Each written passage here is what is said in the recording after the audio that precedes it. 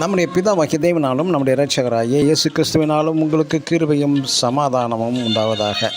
கிறிஸ்துவுக்குள் அன்பான சகோதர சகோதரிகளே, இன்று நாம் தியானத்துக்கு எடுத்துக்கொள்ள இருக்கிறதான வேத வசனம் மத்தேயு எழுதின சுவிசேஷம் 16ஆம் அதிகாரம் 26ஆம் வசனம். மனுஷன் உலகம் முழுவதையும் ஆதாயப்படுத்தி கொண்டாலும். ஆமென். இந்த உலகம் முழுவதையும் ஆதாயப்படுத்தி கொண்டவன் என்ற பெயர், உலகம் முழுவதையும் பிடித்தவன் என்ற பெயர் மகா அலெக்சாண்டர், கிரேட் அலெக்சாண்டர் என்ற மாமன்னன். அதிலும் இவன் தனது 33 வயதுக்குள்ளேயே உலகையே பிடித்து விட்டவன் என்று சரித்திரத்தில் இடம்பெற்றவன் இவன்.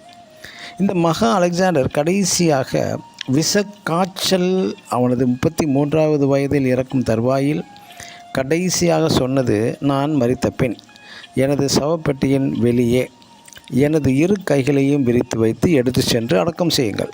நான் உலகிற்கு ஒன்றும் கொண்டு வரவில்லை, மரித்த பிறகு நான் எதையும் எடுத்து போகவும் இல்லை என்று உலகிற்கு சொன்னவன் இவன். நம்முடைய வாழ்க்கையும் சொப்பனம் போன்றது தான்.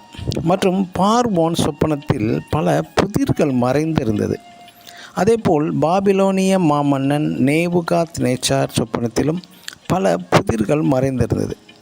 சொப்பனத்தையும் சொப்பனத்தின் அர்த்தத்தையும் அரச மாளிகையில் இருந்த ஞானிகளாலும் அந்த ராஜ்யத்தில் உள்ள ஒருவராலும் சொல்ல முடியாத ஒன்றை நம்மை படைத்த தேவன் ஒருவரே அவை எல்லாவற்றையும் அறிந்தவர்.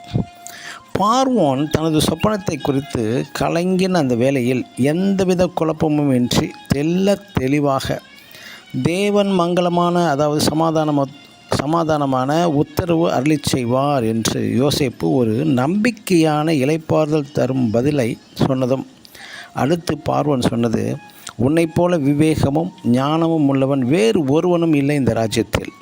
இவன் தேவ ஆவியை பெற்ற மனிதன் என்று பார்வோன் சொன்னதாக ஆதியாகமம் 41ஆம் அதிகாரம் 38-39ஆம் வசனத்தில் வாசித்தறியலாம்.